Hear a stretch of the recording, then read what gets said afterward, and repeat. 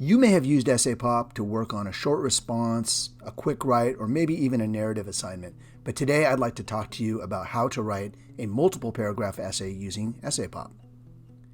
This is what a typical short response looks like, where you start with your hook, a thesis, and your research interpretation closer. They're all kind of blended together. We also call this a essay paragraph. The multiple paragraph essay is a little different than this. So let's take a look at that. As you can see, the multiple paragraph essay is broken into introduction, body paragraphs, and a conclusion. These are the parts of a multiple paragraph essay, and students can navigate those horizontally across the top header bar here. What you'll notice is in the multiple paragraph essay, in the introduction section, we have a hook and a thesis just like any other short response essay, but what we've included are these things here in purple, which we call pops. Pops would be the sub-theses of the thesis statement itself. So in this essay here, where it's asking me to write an essay that is explaining who or what was responsible for the sinking of the Titanic and the deaths of more than 1,500 people, I'm going to say, well, multiple factors were involved. And I'm going to put each of the factors that I intend to talk about in these pops here. These set up the topic sentences for the body paragraphs to come.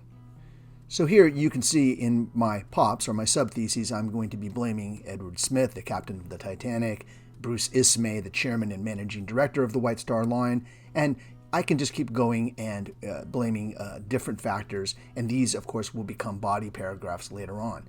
And I will line up my body paragraphs up here. So every time I put in a pop or a sub-thesis of the thesis statement, I will want to add a body paragraph up here with the plus icon. And of course, these can all be moved around. So if I want to move some of my items around like this, I can do so. If I want to move even the thesis statement down closer to the bottom, I can do that as well. So we have, as always with the essaypop system, lots and lots of structure, but at the same time, lots of flexibility.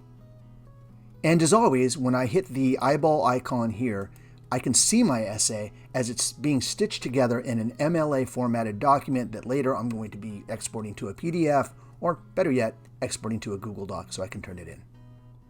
So once you've finished your introduction and you have your thesis, your pops, you're going to want to move on to your body paragraphs. And the body paragraphs are lined up in the same way they were introduced in the introduction. Here I'm talking about Captain John Smith and why he may have been responsible for the sinking of the Titanic. And as you can see, my bridge here sort of acts as my topic sentence, and I'm able to lay out my research, my analysis, interpretation, those sorts of things as I wish. And these, again, we have flexibility within the system, so I can move these around. I can take all of the elements and move them as I please, so I can structure this essay the way I would like it to be structured. The white line here represents a paragraph break. Anytime I want to add a new element, I simply do so. You can see here I have a menu, research, interpretation, counter-argument, rebuttal, things like that that can be added as I wish. And like all of the essaypop templates, whenever a student needs help, they simply click on the element that they might need help with, and this will take them to a section of help cards that give explanations of the different elements of the essay with plenty of models to look at as well.